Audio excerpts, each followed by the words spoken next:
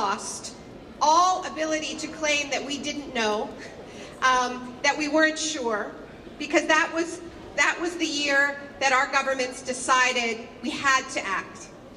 So what else was happening in 1988?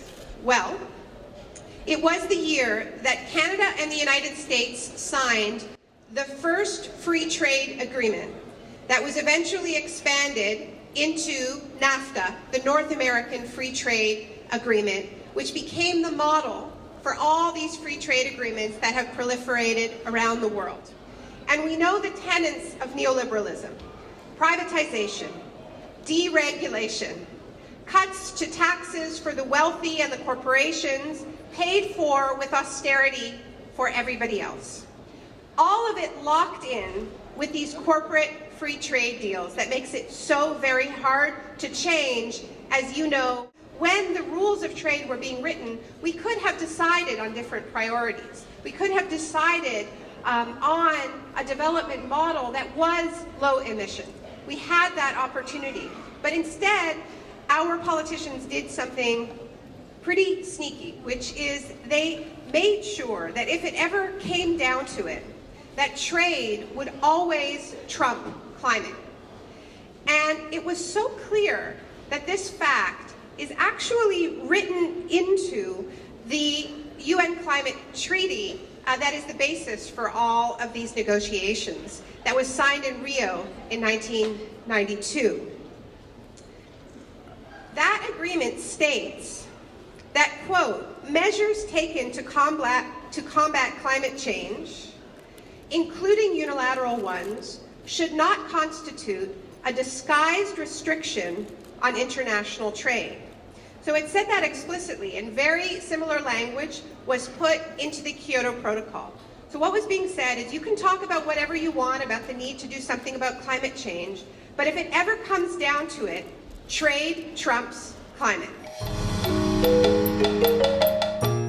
I live in Toronto, Ontario, and we're lucky in Ontario that our government introduced a pretty bold climate policy in the midst of the financial crisis in 2009. So our government introduced a green energy plan, which was the boldest in North America. It pledged to get our province off of coal completely by 2014, but to do so in a way that would create huge numbers of manufacturing jobs. So they introduced a feed-in tariff and also a requirement that 40 to 60% of the technology used, of the green technology used, had to be made in Ontario. It created 31,000 jobs very, very quickly.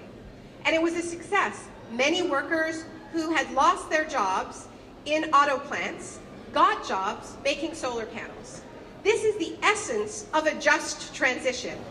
So everything was going well until we were challenged at the World Trade Organization by the European Union and Japan, who said that this was discrimination against their right to unfettered free trade and access to markets.